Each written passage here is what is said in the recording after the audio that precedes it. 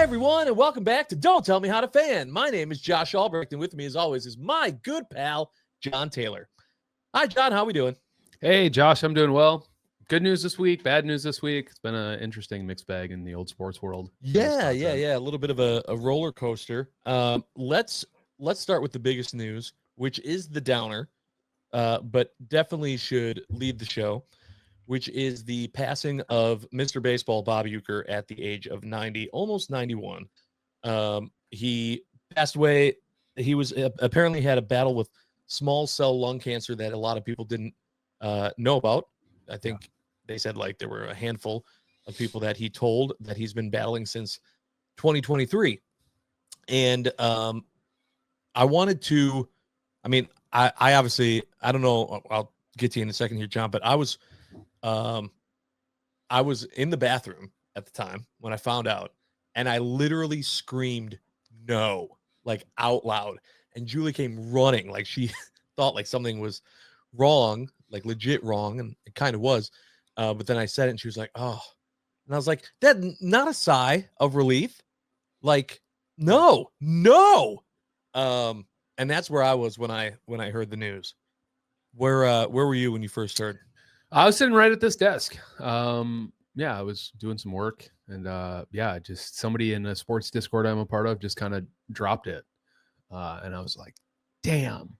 Yeah. I mean, I think sadly, 90 is a life well lived. I think you're going to be. I think what I learned this week is what I think everybody already knew, and I knew was that Mr. Baseball touched a lot of people in a lot of different ways, spanning all different types of pop culture and life. And it did not, it'd be a terrible time to start talking about all the bad stuff, but you never heard anything bad about Bob Uecker in the last 60 plus years. And it's for a good reason. He was an incredible man.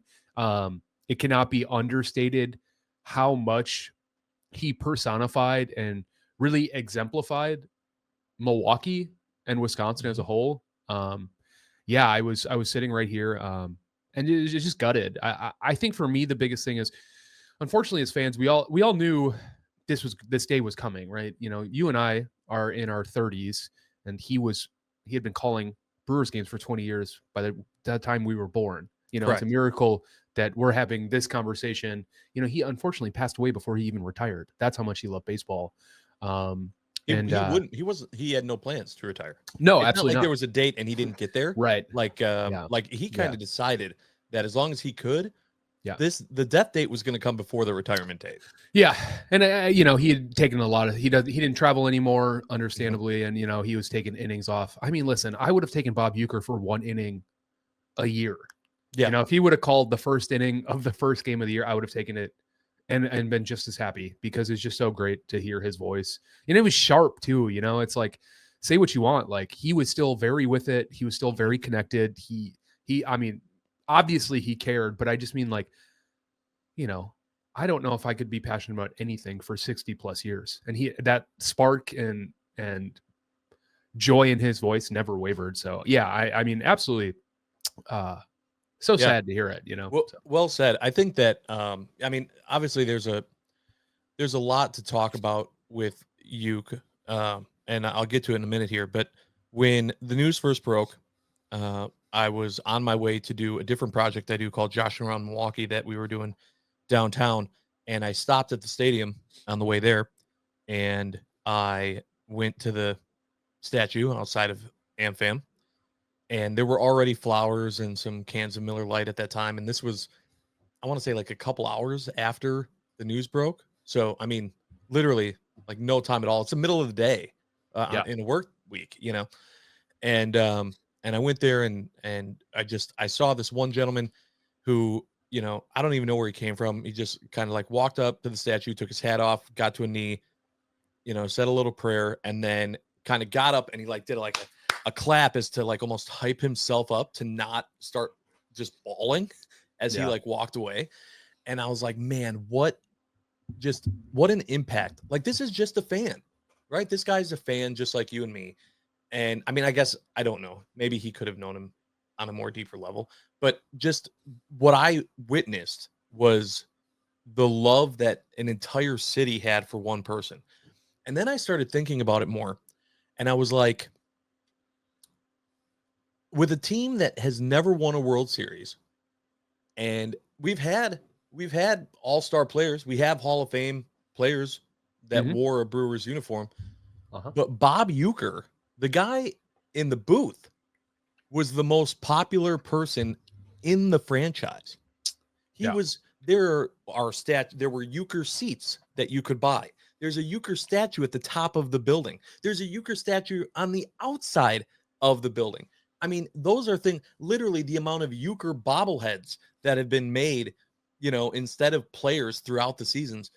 He was bigger than any other player on the team. It was and I mean, it had Yeah. been years and years and years since he'd been anything more than just radio. And it was just a huge he was just such a huge part of the city and the state. It was and then you take it a step further, and then he's got the movies and the stuff that he did with Mr. Belvedere and WrestleMania. And Mhm. it was everything. And the best part about it was that he was still Milwaukee, right? Like a lot of people who don't live in Milwaukee, didn't grow up in Milwaukee, don't understand how much we appreciate people that still identify as Milwaukeeans. Like that's why we freak out with Giannis when Giannis stayed, because we are Mhm. so used to people leaving, right? You found success and now you go somewhere else. Mhm. Not not Giannis. Giannis stayed. We freaked out about that. We were like, he still chose us. That was Euchre's whole career. Yeah. Euchre could have done anything. He could he could have literally gone and done more movies. He could have gone and done play-by-play for any team he wanted, and yet he chose to stay Milwaukee. And that we just appreciated that so much as a fan base and as a city, that I think that really is what kind of helped the lore of Bob Uecker grow. I wanted to read something quick, John, from Yeah.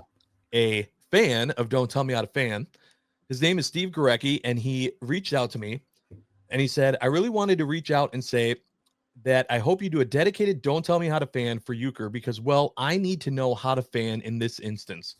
This one hurts. It hurts for the city, hurts for the team, hurts for all the memories, hurts deep inside. This was one of the few threads connecting childhood to the present. Never met the guy, grew up in the same city as he lived, but felt like he was family. So many memories of where I was, who I was with, some of them no longer with us, unfortunately. I just want to share in that celebration of life and appreciation for his dedication and what he meant to the city, the state. If anything, thanks for listening and thanks for all that you do. Have a good one, man. So, I mean, I love that like someone felt the need, like people don't know how to grieve this, you Yeah. know. Yeah. It's that intense that people are like, I don't even know how to feel about this. And they didn't even know the guy, you know. Yeah. It's on a whole nother level. So after obviously we saw through social media that by the end of the night and then the next day, the flowers and the cans and the jerseys and the hats and the messages were flooding that statue outside. And then the Brewers actually made a huge banner that said like, thank you, Bob. And people, fans could come and write a message. My wife, Julie, and I, we went down and we did that as well. And I don't know what else they're going to have planned. I'm sure they're going to do a ton of stuff. Yeah. Um, They probably, my guess is they have a patch for him this year for oh, sure, 100%. Yeah, which will yeah, be yeah. awesome to get yeah. Yeah. So they'll do that for sure. I mean, I'd be stunned if they don't do that. They'll probably just win the World Series for him, hopefully. Knock on Yeah, wood, right. That'd be the ultimate gift. Was that not one of the first things you thought of though? Yeah. Was just damn it. They never got it done. Yeah. And not even for me. You wanted it for him, which Yeah. is kind of an insane thought of being like, no, I mean, yeah, I want them to win the World Series, but I want them to win it for Ueck. Yeah. Because he deserves it. There's a lot of Brewers fans who want a World Series win bad, and I'm not arguing it. And Yeah. guess what? None of them come close to Bob Uecker. I Right. promise you that, and to watch, and to just kind of, you're absolutely right. I really hope and I say hope, but I know the Brewers are going to tribute him a million different ways, and it probably still won't be enough, Mhm. you know? But I was just thinking about all of those photos. Christian Yelich posted something on Instagram that was pretty Mhm.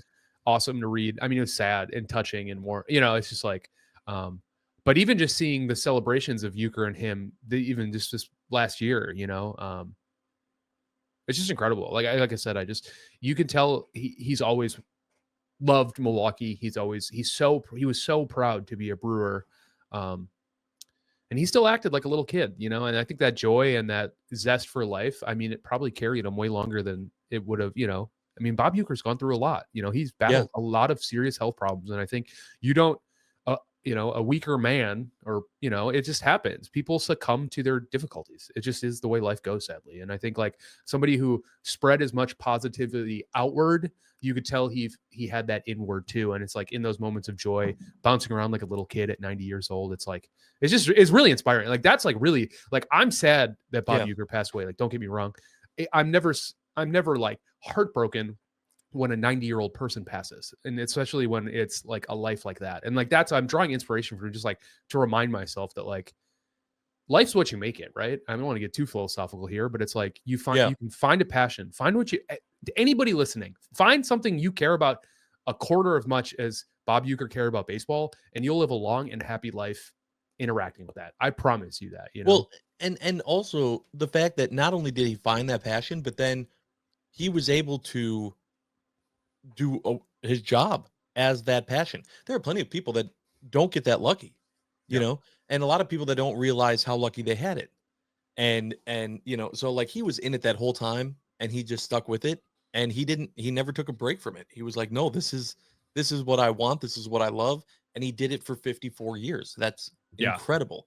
I will disagree with you on one thing. He could have been 119, it didn't matter. I was going to do I was going to be heartbroken. I Yeah. I could not look at the fact that he was 90 and be like, well, he was 90. Like, I couldn't do it. I Yeah. wanted to. I was trying to tell myself, dude, he was 90. It didn't matter. It didn't matter. It sucked and it hurt. And then I started really going down a rabbit hole of thinking, would it have been better if it would have been mid-season? I don't know. Like, my brain started going places where I was like, you can't go there. You can't Yeah. think that way. There just wasn't a good time. And Yeah. so, I just saw so many great memories shared of Bob. I shared our story that I had Jeff Levering when we had Jeff Levering on, and I asked him, give me your favorite Uke story. I made sure to share that Mhm. with people. But to answer Steve's question, this is a hard one to handle as a fan, and it just is going to hurt. And it's just a grieving process that's going to hurt. That's the simple answer. It's going to hurt now. It's going to hurt a lot on opening day. It's going to hurt a lot on opening day. And it's going to hurt all season and probably longer. Anytime that Mhm. there's, you know, something that you see that reminds you of Uke and what he did, it's going to hurt. And that's with any loved one, but we all loved him. And Yeah. so that's it's going to take time. But Yeah. what a man, what a life. And I'm grateful that we had him Did you for ever as get a long as we chance did. to meet Bob? Sadly, I never did, working at the stadium. I thought for Yeah. sure it would have happened, and it's just it just Yeah. never did. Yeah. So I had one experience when I was a kid. I was like 7. It was my birthday party. And like, it was my birthday, and like, my parents took me to the ballpark, and they paid for the birthday package or whatever the hell they used to do. And my dad, like, took us past the booth, um, on the outside on the doors, and whoever the receptionist was there, like, she had just said, like, hey, it's his birthday, will Bob sign his ball? And she was like, well, I don't know, but I'll go check.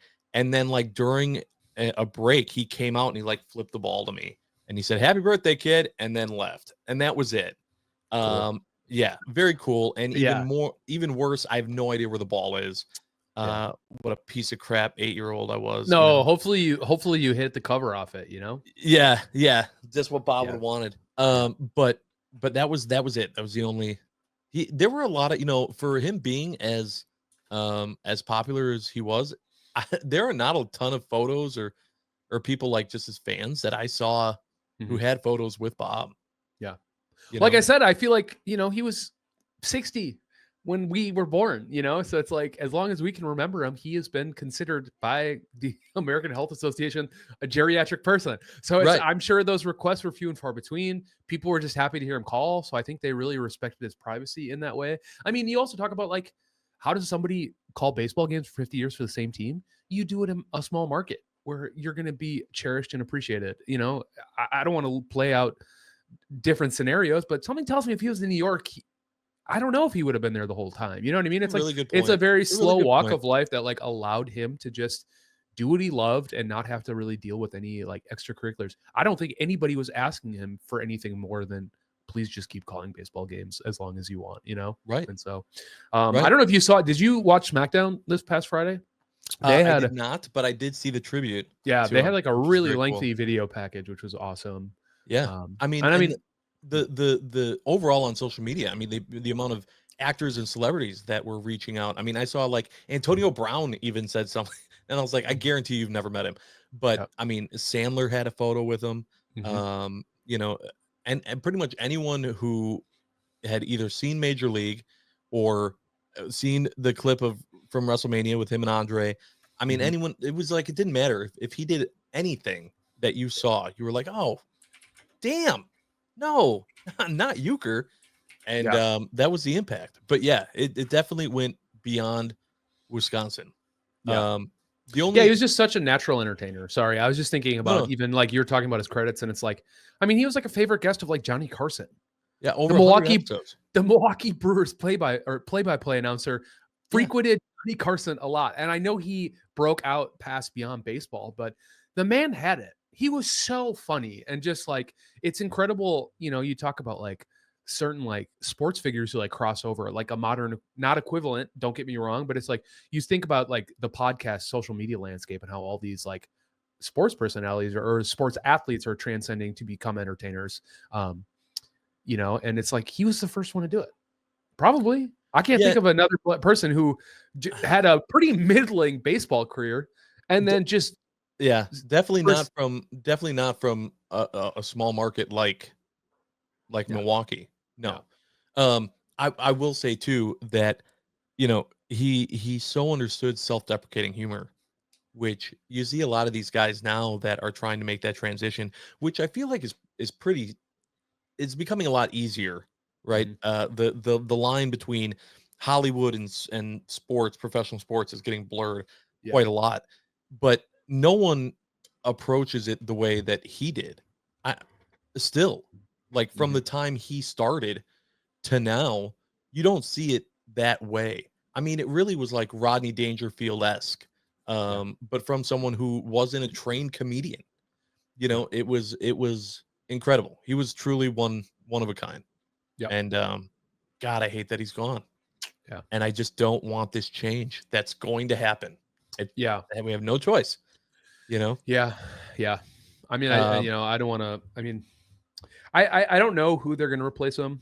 I mean, selfishly, I would say I think Jeff is an obvious choice, and it's like probably too soon to talk about it. But the only reason I bring it up is just like hearing Jeff on an actual conversationally, not just like listening to a podcast, but like being on a Zoom with Jeff, hearing how much reverence he spoke about Bob and how much he took filling that chair in for him seriously. I just hope that they pursue an avenue of a person like that who can understand the shoes they're trying to fill, and treat with respect. And, I don't think that anybody, I trust the broadcast team and all that, but I just, no, I'm going to be pissed if it's not Jeff, and I'll say, that's fair. I'm trying to dance around the fact that I just brought up his and I'll be like, well, I'm more like, Milwaukee Brewers Association. I brought up Bob's replacement. He hasn't been gone for a week, but I just mean like I said, meeting Jeff, like talking to him, it's like, it seems like a no-brainer. But the only reason why it shouldn't be Jeff is if for some reason Jeff decided he didn't want it. And then I would still want to call Jeff and be like, hey, what are you doing? Yeah, you should want that. You should want that job. But the other reason why I think that it'd be great to have Jeff there is because Jeff is someone who knows what we had and knows not to try to replace it, because you can't. Don't give me someone else who didn't live here, who didn't hear him do calls of games at noon when it was 9-1, the Brewers were losing by 8, and you just had to fill with stories for 2.5 hours. Don't give me someone who's going to try to be Bob Uecker, because it won't work. We'll all just go on knowing that whoever replaces Bob isn't Bob, and then we'll love Jeff or whoever the next person is for that reason. But there were plenty of games that obviously that we heard Jeff, because as you mentioned, Ueck didn't travel, so all away games, it was Jeff. So I really hope it is Jeff, and we appreciate him here, and yeah, I'll be really pissed if he doesn't get the job. So fair enough. Yeah, I was just thinking about it, man. I can't believe how fortunate Wisconsin sports fans are for their broadcaster, like especially the radio, radio calls. Yeah.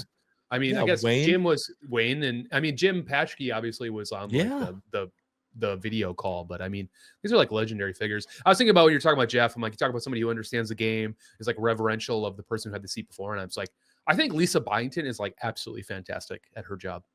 She calls an incredible Bucks game, and I think, like you said about Jeff, she's another great example of somebody who just came in, knew she could never fill the shoes of a beloved Milwaukee figure for, Mr. Jim for 30, 40 plus years. How long did he call through all the bad times? And, I think she's somebody who never lost sight of that. And I appreciate that about her. I think she's a very good play-by-play caller for that reason.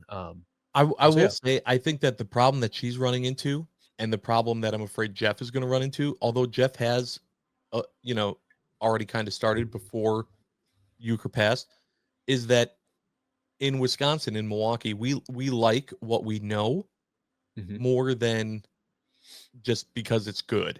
Yeah. And so it's time. It just takes time.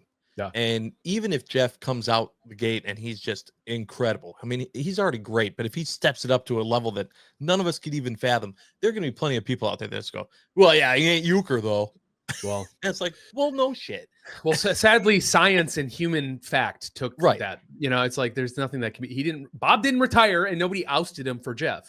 So all things being equal, I hear it. Just takes time. And I think eventually, whether it be regardless of the broadcast, it just is going to take time before people settle into the new norm. Yep. And who we have. So we have more to talk about, but rest in peace, Bob. We love you. Absolutely. And we'll miss you. So the day after, it was either the day after or the day after the day after, as we're all mourning Bob Uecker, the Dodgers go and remind me why I hate baseball now. So they go and they sign 2 players who I don't even know. I don't even know who these guys are. Rokai Sasaki, if I'm saying that right, I don't know. And Tanner Scott are these 2 guys that they just threw a bunch of money at, and they were like the 2 biggest prospect or free agents or people that could be signed. And it's just like, what are we doing? What are we doing? Baseball. Like, I'm already pissed because now I don't get to hear Bob Uecker call my small market team, but now I need to watch the Dodgers continue to just spend gajillions of dollars on more dudes. The fuck, man? Like, I was more pissed about it than I probably should have been, because I was still grieving Bob Uecker. But this is stupid. Like, this is stupid. I just, like you brought up before we started this, you were like, well, hey, the Brewers signed someone too. I don't even know who it was. And it doesn't matter, because the Dodgers are going and they'll just keep throwing money at everybody. They're literally just they're saying we're just gonna have all-star teams for the next 15 years. I hate it. Yeah. I mean, I don't know how to counter that, other than this is the same situation it's always been. It's just the newest example of it. I mean, I don't know. They're gonna have to try to win the Central. They're gonna have to try to get hot, and then hopefully something happens. I wish I had more exciting stuff to say about the Brewers right now. I mean, they signed Elvin Rodriguez. He pitched for the Guardians 2 years ago, and then he had a stint in Japan last year. Speaking of Japanese players, okay, so there's something. So he does play baseball. That's good. Yeah, he had a 1.74 ERA in Japan last year, and like I said, he did play with the Guardians, and I remember that year being pretty good. Yeah, I don't know. My excitement to do research on Yeah. him post the Uecker passing was, I wasn't like Right. dying to like nerd Right. out about baseball. It just makes it really hard because I love the Brewers. I probably love the Brewers more than any other Wisconsin team, which is controversial. A lot of people go like, how can you go against the Packers? But I grew up in Milwaukee. My parents couldn't afford to go to Packer games all the time, but it cost $6 to go to County Stadium, and you could bring in your own food and drink. It was parking was the most expensive thing to go to a Brewer game. So that's what I grew up with. I grew up with that team. And knowing that the league that they're in is so stupid, and the fact that there's no salary cap and that the big boys can just keep spending sucks ass, man. I really hate it. Yeah. And it's already put me in a bad mood for the upcoming season. Man, fuck the Dodgers. Okay. So anyway, that was the baseball news. Football. Hard transition to football. Yeah. Packers are eliminated, but football is still happening. Yep. In the biggest news since the time we last spoke, the rest of the NFC North is now out. Yeah. Yeah. This is my second favorite timeline to us winning the Super Bowl. Man, watching call me petty, call me whatever you want. I am so glad that the Vikings choked and the Lions got beat. Because I think the Vikings did choke because I think they're cursed. And that's funny to me.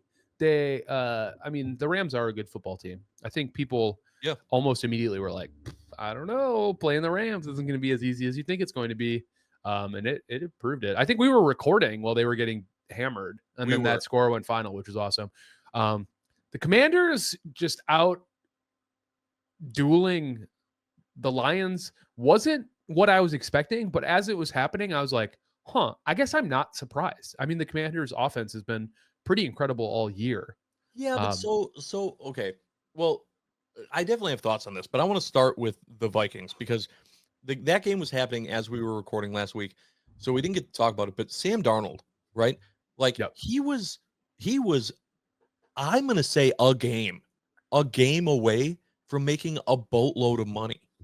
Like everyone in Minnesota, there were some outliers, but the majority of people in Minnesota were like, yes, this guy's the answer. Let's see what we can get for JJ. Let's just, and then he goes and lays this egg where if he would have laid the egg this week, I don't think it matters as much. But that first game and having it be so much on him to where he made the mistakes he did, I don't think they're gonna sign him. Yeah, there's been like national pundits being like, Sam Darnold might have cost himself $10 million with the way he played the last two games, because the Vikings, escaped whatever that week 17 game was. I don't even remember who they played. It was the Lions, and they looked terrible. Yeah, and they looked terrible. Right. It was a very important game. Yeah, big game moment. He shrunk in week 17, and the Rams, he was 100% not the only reason, but he did not keep them competitive in it like you would have expected him to. And I think he lost himself before week 17. And you probably would have convinced me if they would have won at least one playoff game. I was firmly on just franchise tag him. You don't need him for multiple years. Just tag him, pay him. The average annual does not include bonuses, so it wouldn't have been that crazy to be able to just like rock with a dude who made you look more elite than you've looked in like the last 5 years. And I don't know if they would do that now. I mean, at this point, why wouldn't you just go with JJ McCarthy? Right. Right. Yeah. I mean, 2 games.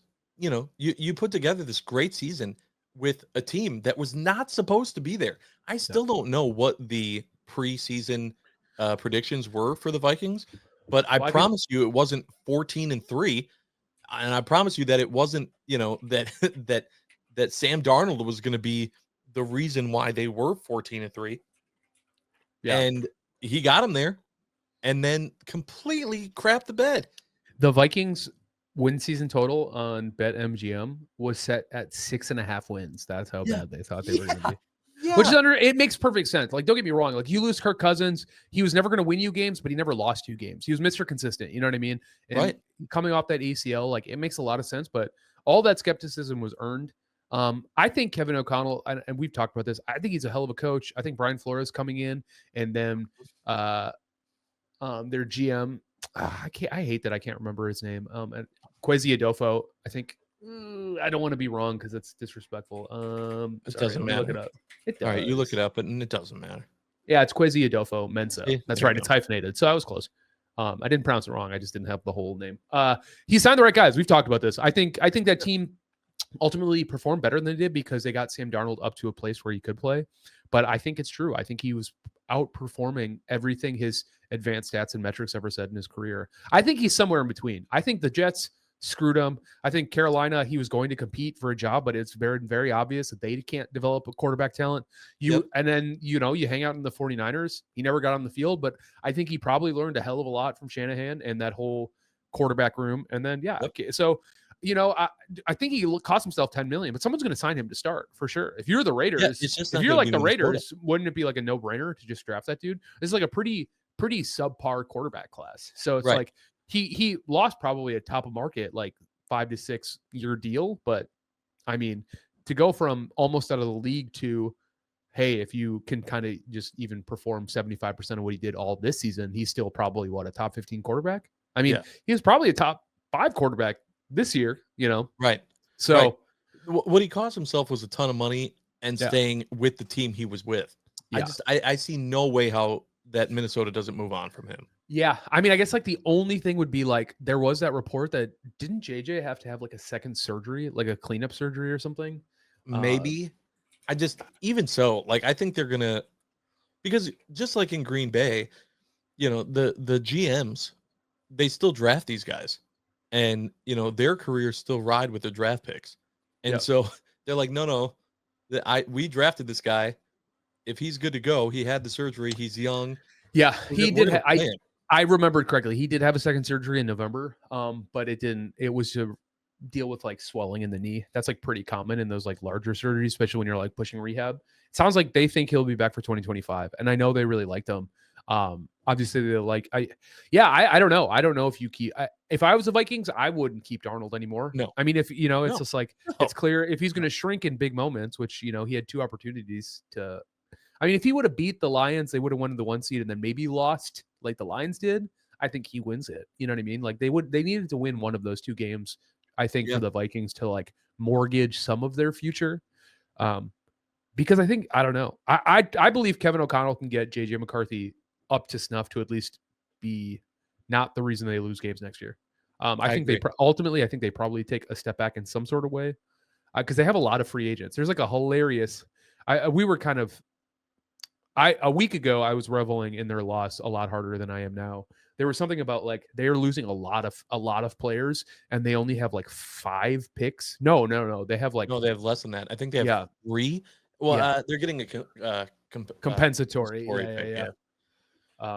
So there might be one more, but no, it's not a lot. They're not bringing in a lot of guys, and they're shipping out a decent amount.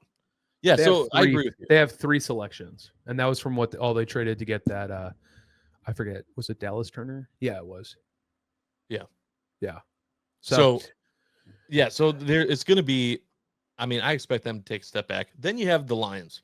Mm-hmm. So the Lions get beat in Detroit against the Commanders. 7 seed, and they kind of like Darnold, like it was just, the clock struck midnight.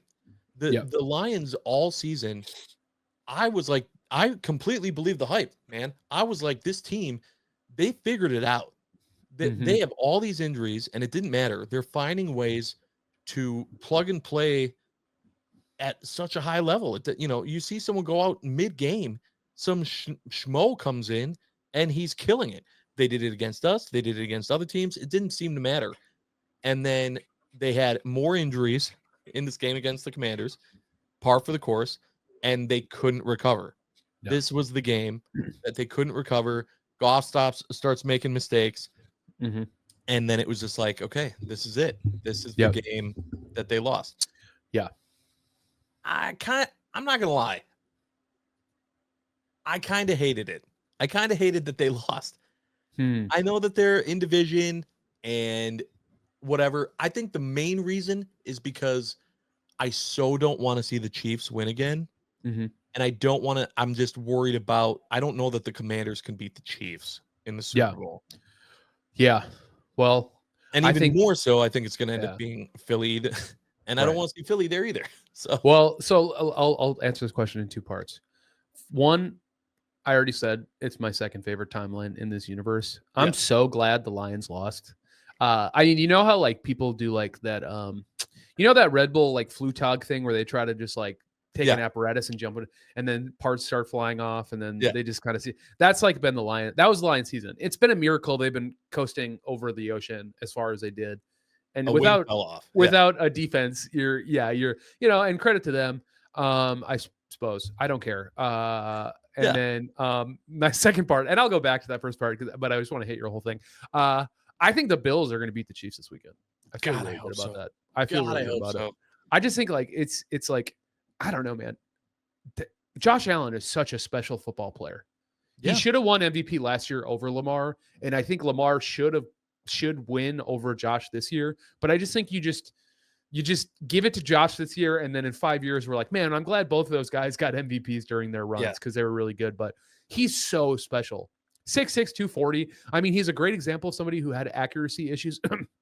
Jordan Love, at times, and just like figured it out. Yeah, I think I'm also projecting how I want Jordan Love's career to go. I don't think he's going to gain, 30 pounds of muscle and 2 inches, but no, I wouldn't bank on that. But I do think he could work on his accuracy and then really start slinging the pill like Josh Allen does. I just think, I don't know. I really like the Bills. Like I said, I think of where they're at in their team timeline is similar to like Rodgers was around like the 2014 season, and hopefully it ends better for them because we had already gotten the Super Bowl at that point. But like, you got old players, you went all in for a couple years, it didn't happen. You shed some contracts, you get some new talent, maybe you can take a different push. I just love their approach. I think I just love Buffalo as a city. It feels very Milwaukee to me. 100%. Like, and so I don't know. I just want to see him do it. Yeah, me too. Yeah, but 100%. Yeah, but more than seeing the Lions and seeing the entire NFC North after the Packers were eliminated, seeing the rest of the NFC North also eliminated in that timeline that you're bringing up, I still prefer the timeline where the Chiefs are out. Sure. I guess that's where we differ. I would rather the Chiefs win a third Super Bowl than watch the Lions go to the Super Bowl. No, because that's the kind of sick Packers fan I am. And the reason why, and this is why I can't, because all year Lions Twitter and Vikings Twitter ate it up that the Packers were third in the division and that they couldn't win these big games and how their teams are so much better than ours. And I'm just like, do you guys understand that you were like poverty franchises for like 30, less so the Vikings. The Vikings have been more competitive throughout the years, but like the Lions team were garbage. Went 0-16 the last time Dan Campbell had like football pads on. So sorry if it's happened in the last 15 years. So sorry that I don't care that you're finally doing well. You pick low enough in the draft for so many years, you should get better. It was almost a miracle that you were blowing that talent and unable to develop it for as long as you had. So no, I'm not. They're not my little brother. I'm not excited for them to do well. There are rivals in the NFC North. Sustained success is hard. The bar they've recently cleared is, you know how everyone says when good teams lose, they go, hey, it's hard to win in the NFL. Congratulations, Lions. You've entered the conversation where you might be good enough to win, and you still probably won't. So how does that feel? Everyone like anointed them like Super Bowl favorites, and it's just like, hey, they're still just a football team. They're not doing anything no more special than anybody else, and that's why the NFL is so hard, because anybody can get it on any given day. And so it's just kind of like, I'm so glad. Probably not even the Lions' fault or their fans' fault. It could be national media darling stuff because people want the Lions to be good, but it's like, why? They've sucked for so long. I do not care. And so if you're a Lions fan listening, I don't care. Yeah. Well, fair enough. Look, I'm 100% with you. If the Chiefs were out, and so it's still fine that they're out. I want the Chiefs to lose so bad. I'm just seeing more of the woe is me, Patrick Mahomes bullshit. And I'm so sick of the whole thing and the calls. And someone said, like, are they the new Patriots? And I'm like, no, they're not. They're just fucking annoying. Yeah. Like, It's so much different. Watching Brady was irritating because he was so damn good, and he was doing it with essentially nobodies. It wasn't players that you were like, man, if that guy was on our team, right? He was just it was just Brady getting lucky. There were just things that were happening in these games that you were like, oh my God, how are they doing it again? That's not what's happening with the Chiefs and Mahomes. They have amazing star-studded talent on that Chiefs team that put them in that position, and yet they still have to get away with ticky-tack bullshit fouls and drawing a pass or roughing the passer bullshit calls and all this other shit, and it just drives me nuts. I hate it. I hate it. It is not Brady. It is a whole new category of bullshit, and I want that to end way more than Dan Campbell talking about kneecaps going into the Super Bowl. I would much rather have had that. And now looking at the possibility, and in all honesty, the likelihood of there being another Eagles Chiefs Super Bowl, puke. Come on. Oh, well, you can just watch the Puppy Bowl. Oh, yeah, again. Yeah. I mean, I'm not looking forward to it either. I mean, I don't know. I think the Eagles Bills would be awesome. I just don't think the Commanders. I mean, we can kind of move on because you're right. I mean, I don't want to watch the Chiefs win a Super Bowl. Like I said, I think the Bills could. I think the Bills can beat them in Kansas City, because they're like the only team that isn't like weather averse. I mean, the Ravens weren't really either. Yeah, I don't know. I don't know. I think ultimately you're right. If it's somehow the Commanders beat the Eagles because they're a division opponent, it seems likely the Chiefs would win the Super Bowl again. But we're doing a lot of what ifs. Yeah. We're doing a lot of what ifs. And the Bills Chiefs game is the later game. Yeah, between the two. Know. Yeah. Yep. So like that would be even better if I could go into the Commanders Eagles game knowing that the Chiefs are eliminated, but I can't. No. So now I'm like, okay, I'd much rather have the Commanders be there than the Eagles, but I'm not feeling good about Chiefs Commanders. So this just sucks. Yeah. Flarg. Wanted to ask what your thoughts were on the Rams wearing all the LAFD stuff and how you saw those games go leading up to them being eliminated. I mean, I think it's great. I mean, right? Like I guess what do you mean by what do I think? I think like LA is going there was a ton of people on social media, and I thought these people were crazy that were saying, like that them going to Arizona and playing their home game in the Cardinal Stadium and things like was like they brought up, I don't even know how true it was, but stuff that it was like State Farm was like the title sponsor and like the bad look it had still with the PR for being like insurance, because like the insurance companies were dropping all this. And then some people thought that it was like over the top, that they were like promoting all of the LA fire department stuff, then like not even for a home game. Like the NFL quickly turned around to throw all the LAFD stuff like on their NFL logoed stuff. I sat there and I was like, what the hell did you want them to do? If it's a lose-lose, if they don't do something, you're going to be like, do they not even care about were they supposed to pretend like there more parts of LA have been burned than the square footage of Manhattan? Yeah. Like, let that sink in. Like it is going to take years and years and years for LA to get back to what it was, if it ever will, because permit and stuff like that is a nightmare. I don't agree with much Aaron Rodgers says anymore, but he was on McAfee talking about it, and it's true. The bureaucracy there is going to make it really hard for LA to recover, and that affects a lot more people than the superstars, athletes, who have multiple celebrities homes. Who lost that one home. I mean, you're talking about generations of families who are in LA who have lost their homes for good, and it's just like they won't recover. And that is depressing and sad. And I mean, we can argue the optics of big insurance and what it plays with the NFL. But I mean, what are we talking about here? We root for the NFL is the largest sport in the world. Like, they're not a soup kitchen. Like, you can't always prescribe your politics to the thing you're watching for sport. And if you are going to do that and it's going to upset you, then don't watch. Like, that's how I view it. Like, it's separation of church and state in my mind, because it's just like, I can't relate to most of the people I root for. I'm sure me and the average Packers player probably don't agree on a lot. And that's fine, because I'm not watching him catch a football to espouse the exact same values I have, and it's like, I'm watching to score touchdowns or stop others, from scoring touchdowns. There's a lot of things in the way. I think ultimately you talk about, like, the Rams were able to go to Arizona and play a game and not interrupt and win that game. I think you can say a lot of things, like, what about when sports around 9/11 came back, and how big of a deal it was, big of a deal it was for people to just have something to distract them from what was going on in their lives, a team they're passionate about and care about.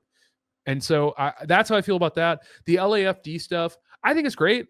They were wearing NYPD stuff around then, and it's a national tragedy is a national tragedy is a national tragedy is a national tragedy. And it's like, that is a national tragedy, the wildfires that are happening in LA right now. And I think the LAFD, I mean, you never know. There's weird licensing stuff. I mean, I don't know if they could just slap on it. There's like an operational thing that could be as simple as, like, it has to have the NFL logo, or it literally can't be on the sidelines. Like, there's like a contract agreement. And so it's like, some of this weird stuff is just the way it is. I don't think they were necessarily slapping NFL logos so they could get it up on their website, but maybe they were. And are they pledging any of that money for wildlife relief? You know what I mean? Like, these are all questions I probably have. I'm sure they are. I'm sure that the NFL is, I mean, they have people who get paid a lot of money in public relations to handle these things. And those people work with lawyers, and they make sure that they're doing something to not only show their support because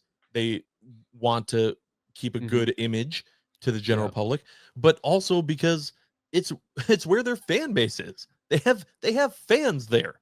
There are tragedies that happen everywhere across the world.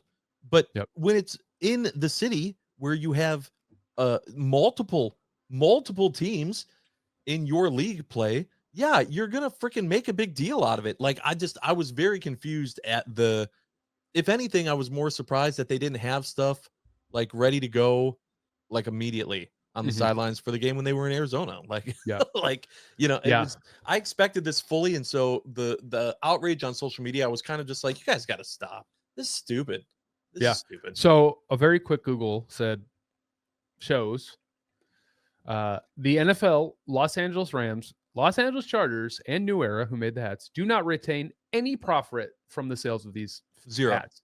100% funds raised from the sale of these hats will be granted to the Los Angeles Fire Department Foundation and American Red Cross to support local fires, and those impacted. So it's truly just a thing to generate money. They're using their platform and their visibility and eyes to hopefully make something that gets people who aren't in LA, who don't necessarily think to just donate directly to relief funds. So unfortunately, it's a world we live in. Sometimes you need a marketing push to get money for stuff. That's just the way it is.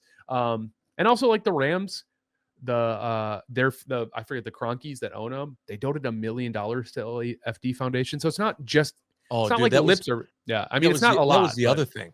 The amount of people on social media that were like, that's it. Like, these Dodger players, and like combined, they named like 12 like people that make a gajillion dollars. It was like $8 million. That's all that they're donating. Shut up. Shut up. Like, just what are you donating? What are you doing? Like, it just I didn't see it, that kind of stuff. I don't know. It just seems like I don't know. There's a lot going on right now that has the world divided. Charity hats for a national tragedy is not one where I want to spend much time thinking about who's right and wrong in that situation. So right. I was 100% fine with it. I didn't care that they were showing it off on the sidelines, and then I was disappointed that they lost. So I would have loved for them to win. They seemed kind of close there for a second, right? Jalen Hurts knee got rocked a little bit. Yeah. I mean, if I was the Commanders, I would really make it so Jalen Hurts has to scramble to beat us. In the way I was like, oh, you got to mush rush and contain when we played him. I'd dare him to run. I don't think that knee is nearly as good as they claim it is. I think. Did you see the post game? They asked, "Are you okay?" And he's like, "I finished the game." I'm like, well, that's not an answer. That's not the right answer. It's not even in the ballpark of the right answer. So that's what I would do if I were the Commanders. I'd send Sweat. I'd send everybody, and I would. That's not Sweat. He's not on their team anymore. Anyways, you get my point. I'd send everybody and and watch him try to scramble to beat us because I just don't think it's going to work very well. So, I mean, the Commanders snuck a game off them late in the season. I think they could do it again. So yeah, it's the truth too. It's like it's an offensive league, and I think the Commanders are as long as they can keep Jaden upright long enough to throw it around, I think he's okay. And obviously, he's a dynamic scrambler also. Yeah. So, Nick Saban before the maybe it wasn't McAfee today. I don't remember where I heard it from. I think it was McAfee. He was talking about how he was saying that Jaden Daniels is the most dangerous player he faced in the SEC over the last 5 years. He's like, since Joe Burrow, there's nobody close. And it was just like, so it's no surprise. I think the Commanders would have taken him over Caleb Williams if we had the choice. And who knows how their careers are going to, go long term, especially now that, Ben Johnson, the boy genius, is the head coach of the Chicago Bears. But that's a good segue there in a second. I just think right now, Jaden Daniels has a lot of the stuff you need to go win football games. And I think Cliff Kingsbury going there was brilliant. I think it's one of those things. I think that was a genius hire. Dan Quinn clearly got the boys motivated. I mean, feels more like the culture CEO type of head coach. And so good for them. I mean, they're the team I'm rooting for. I mean, I love an underdog. As long as they're not in the NFC North, so that's how I feel about that. I'm pretty sure that the majority of the country is rooting for them and the Bills. So they want to see that Super Bowl. Yeah. So time will tell. You did bring up a hire. The Bears hired a new head coach in Ben Johnson. And thoughts? We'll see. I mean, he's a hell of a coordinator. It's very obvious he knows how to run an NFL style offense. He proved that. He bore out over the last 2 seasons that he knew what he was doing. I shudder to think that he was not interested in that Commander's position last year, and now he made his way to the Bears. Seeing where they're at and who they have and the personnel that they have, I think that probably was a more appealing hire, hindsight being 2020, than this Bears team. I'm dubious of the success Ben Johnson might have right away. And I say that because usually I think of him like Kellen Moore when he was with the Cowboys, and everybody was like, you got to get this guy a head coaching job. Why isn't he going to be a coach? And then he went to the Chargers and got bounced. Did he even make it a full season? I think he did, but it just was not pretty. Yeah, it wasn't pretty.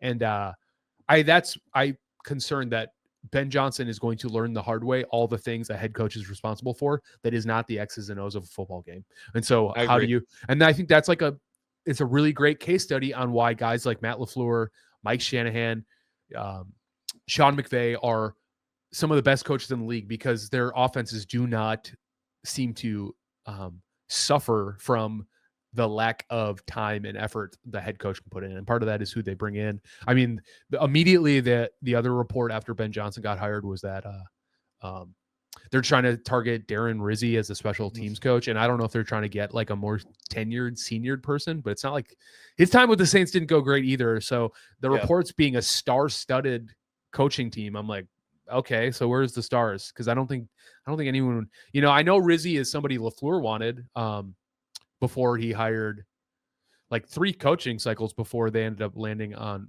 Bisaccia. I know and the Packers refused to pay him. But that was when he was on the rise to becoming a head coach, not on the way down. So it's like different circumstances. But I don't know. So we'll see. Time will tell. I think like if he can, I think it's more than the coach too. I think it's the organization. I think that the Bears and the Jets are just 2 of the organizations right now that are interviewing, right? Obviously we know that Hafley had an interview with the Jets for their head coach position. But I think that even if you are a good coach, it still has to be the right situation. And I just think that both of those teams proved that their organizations are trash. They're just the way that it's ran from the top is such a hurdle for these guys to come in as brand new head coaches. Yeah. And so that's what I think is going to be the biggest problem for Ben Johnson. And honestly, I hope it is because, screw the Bears. So, yeah. I hope I don't want to see anyone in the NFC North do well ever again. And I do not. Besides Packers. I'm not going to give them charity pity. Well, yeah, I felt like that was obvious. Well, you think I got a crocheted Packard Kleenex holder for nothing? Yeah. Oh, I don't. I do it because I love the Packers. Oh, well, it's still worth saying. You still have to. No, say you're it. right. You're right. You can't put that out there into the universe. You're right. Go Packers. I'll say it. Thank you. Yeah. All right. Really quick before we finish up here. It's gonna be fast because we're hitting that time. The Milwaukee Bucks are still playing basketball, and very, very soon they will start taking the the spotlight in my life, but they're not there yet. But you said there's a lot of good stuff going on with the Bucks, and I want you to talk to me about it. Yeah, I mean the Bucks are 7-1 over the last 8 games. All things being equal, the 76ers on Sunday was probably the worst game of the. They went 4-0 this week, so anytime you go 100% in a week of basketball is a really good time. It's pretty good. They had wins over the Kings 130-115, and then they beat the Magic 122-93, the Raptors 130-112, and the 76ers 123-109. You know what the common denominator of that is? When our offense produces, it makes our lives on defense a lot easier. Who would have thought that? Who would have thought that the Bucks getting Damian Lillard the ball more in action, the Chris Middleton off the bench, at least for now, is a revelation because of the overlapping minutes. You pretty much always have one of You always have Chris on with either Dame or Giannis, or Giannis and Dame are doing their things without Chris, and it's been very, very successful. And yet they're talking about moving on from Middleton. These are rumors. Yeah, our friend Ty Windish, tweeting up a storm. I know about the Jimmy Buckets. He said at this point trades. he would be surprised if it was 50-50. I think since then he's walked it back a little bit. It sounds like Khalil Ware wouldn't be a part of that package, and honestly, if they can't get him, I don't know why you'd give up any sort of meaningful assets and just to make the money work. I don't know. I don't love Jimmy. If you were wanting to make that move, I don't think it's the right move, but if it's the only move, then so be it.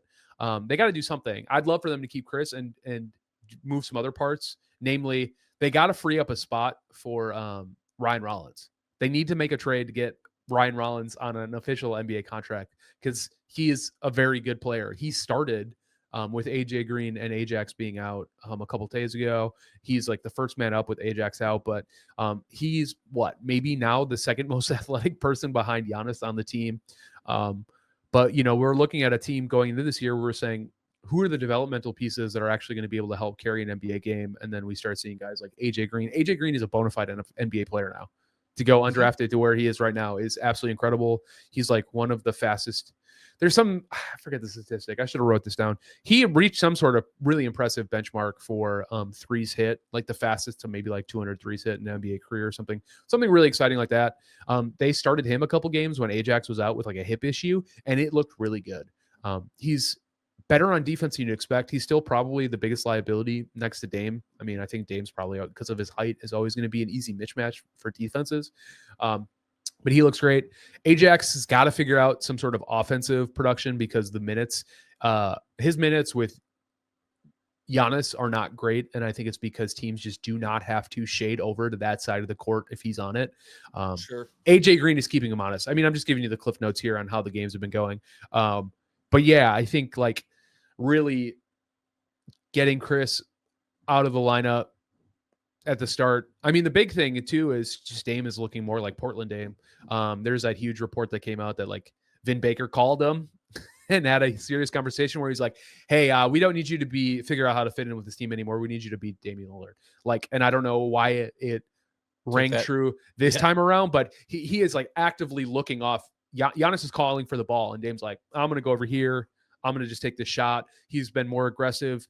He's been more downhill. When his 3-point shot isn't falling, he's not just being a 3 and D without the D. He made a living slashing to the basket, and we're seeing it again. He's still fast. He's definitely more conditioned this year than he was last year, which he was very vocal about. So, the team is, I'm trying to think in the standing. This nice little run they're on. They're not nearly as far back in the standings as you would thought. I thought for sure they were going to be in that 4th, 5th, 6th range. Like I remember last time we took. Yeah, they are 24-17. They're only they're one loss behind the New York Knicks, but the Knicks have played a pretty healthy amount of games ahead of them. So we'll see. We're halfway through the season. I think this team kind of shows you what it is. The last big thing I'd say is I think they got to trade Bobby somewhere. I don't know who they can get for him because they just need a more athletic center. Bobby's defense is bad. It's like capital B bad. And we just don't need another. Especially with Chris off the bench and Gary Trent coming off the bench and the life AJ Green's giving you. It's just never been more apparent. We don't need a 6'9" microwave scorer with T-Rex arms. Just defensively, it's too terrible. And it's the reason why he never got time in the playoffs, because that scoring diminishes. And then you are looking at Bobby Portis going, as much as I love him, I just think unfortunately, his skill set is no longer useful to this Milwaukee Bucks team. It's no shade to him. I just don't know what you're going to get for him. I think he has a lot. I think a lot of teams would be very excited for a guy like Bobby. There's a lot of teams that could use a guy like him. We're just not one of them. You know what I mean? And I think, I hope you're right. And Horst is in the lab. The reason why he's still on the team is because those trade prospects aren't there. Yeah. I think this is the first year where if you take a little less back, you can live with it. I think years prior, you needed somebody behind Brook in a really bad way. And I just think maybe there's some options. We'll see. I think the Bucks are aware of this. They're going to clearly move on from Pat. I would not be surprised if this was the roster. Pat is barely playing right now. Marjan, reports were that he was unhappy, and they just, like I said, at the very least, they got to open up a spot for Rollins, period. So, so I'm hoping we're not coming on here soon saying, can you believe the Bucks landed Jimmy Butler? But I think this team is figuring out enough that there's no reason that they couldn't string a bunch of wins together. And it doesn't matter what seed. If this team can figure out how to play consistently and keep their offensive production high to give their defensive break, they can beat anybody. The Bucks match up against the Celtics the worst. The Cavs, I think, they're number 1 by 6.5 games behind the Celtics. So it's they're going to be one of the top 2-3 seeds just off the strength of they're just not going to lose that many games. But I mean, until I see it in the playoffs, I'm not gonna hold my breath. So really, the shortest little version of this is, the Knicks are the only team that actually scare me, because we have no answer for Jalen Brunson right now. And I don't know. I mean, maybe if Rollins was healthier, he was out when they played the Knicks last, and he was dealing with the shoulder issue the other times. He's the only guy where I'm could he? But other than that, the Bucks are looking great, and we'll start diving in a little bit more. I think around the trade deadline here is going to be a good time to start really kind of looking at the team, seeing what's going on. We still have a lot of season left, so we'll definitely be able to dive back in. So very true. So big things that we'll see for next episode. First, we'll see is Chris Middleton still on this team? Is Bobby Portis still on this team? In the NFL, we'll see who's going to the Super Bowl. We don't have to give score predictions, but I think it's going to be Chiefs and Eagles. Okay, I think it's going to be Bills Eagles, but I'm hoping Bills. I'm hoping for Bills Commanders. I just want that Eagles Commanders game to be competitive. Yeah, because if they just let Saquon run wild, and I don't care if it's 3-0. Yeah. You know what I want out of the Chiefs game? I want 0 fake calls, and that feels impossible. But if there's 0 fake calls and they win, I can go, great, go have your hand at another Super Bowl. I'm way past that point. No, one game off from it doesn't matter. I don't want to see it now. I don't want to see it in the Super Bowl. I want them done. What I do want to see is you next week, when hopefully we are celebrating the fact that the Chiefs are gone, and more happy thoughts. Thanks again to everyone who continues to watch and listen. Remember, if you don't have time to watch the whole thing, you can, of course, listen to the entire show on podcast. Yeah, you won't see me give Lions fans the bird. The bird, yep. You'll have to imagine it in your head. That's on Spotify and Apple Podcasts. We do appreciate everyone who continues to follow us, even though that the Packer season is over. There's still plenty of sports to talk about, and plenty of times for you to not tell us how to fan. We appreciate you. Please continue to do so because we are not done yet.